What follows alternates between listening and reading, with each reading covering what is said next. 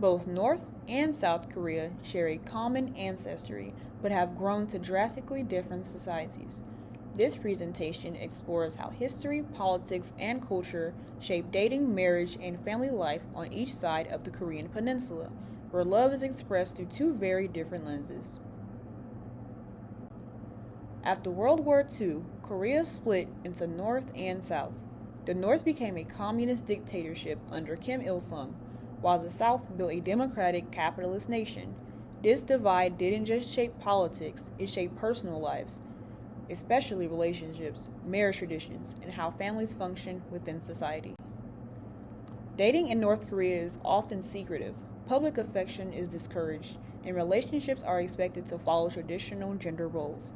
Many couples meet through workplaces or family introductions. Since dating apps and modern media are banned, romantic love exists, but is heavily censored by social expectations.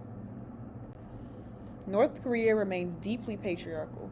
Men are viewed as heads of households while women handle domestic life and child rearing. Though women participate in the workforce, they rarely hold leadership roles. Obedience, loyalty, and modesty are considered feminine virtues, reinforced by both culture and government ideology. The state plays an enormous role in private relationships. Political loyalty, class background, and family reputation affect marriage eligibility.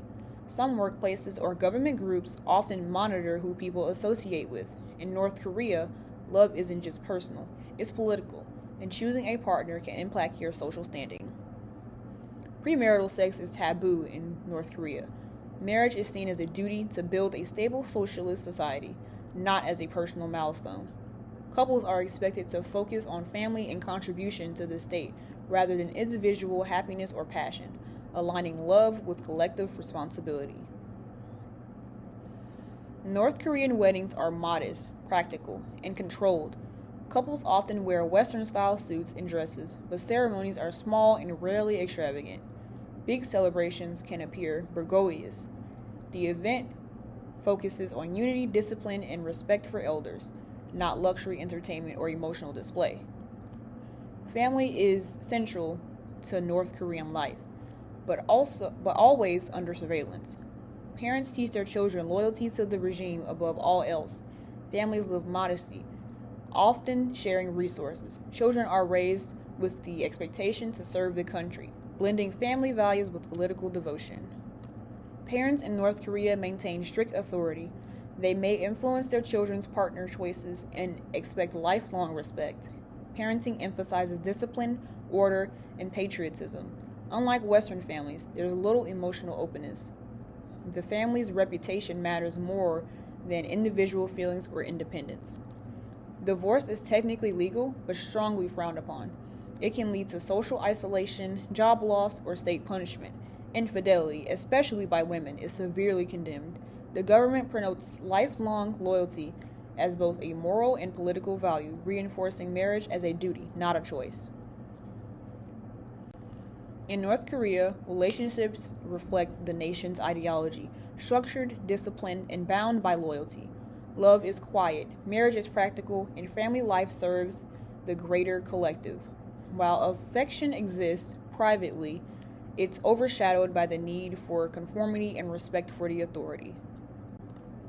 South Korea's dating culture is modern and vibrant. Young people meet through friends, work, or apps like Tinder. Couple culture dominates. Matching outfits, anniversaries, and social media posts are common. Pop culture, especially K-dramas, heavily romanticizes love and influences real-life expectations. Gender expectations are evolving. Traditionally, men were breadwinners and women were homemakers, but younger generations challenge this. Feminism is growing, through work-life inequality remains. Today's couples seek more balance, where natural, mutual respect and shared responsibility define healthy relationships. Attitudes towards sex have liberalized among younger people. Premarital relationships are more accepted, though older generations still hold conservative views. The internet and global exposure have normalized open discussion about love, intimacy, and identity, marking a sharp contrast with North Korea's restrictions. Many South Koreans are delaying or avoiding marriage altogether. Career goals, housing costs, and social pressure play major roles. For some, staying single means freedom. The traditional idea that everyone must marry is fading, replaced by the belief that happiness can exist outside of marriage. South Korean weddings blend old and new. Couples wear hanbok for traditional ceremonies, then switch to Western attire. Most weddings happen in elegant halls or hotels, often with large buffets. Guests have cash gifts, and the entire event is polished, fast-paced, and highly photographed. Modern South Korean families are smaller and busier. Dual-income households are normal, and many rely on childcare or grandparents for support.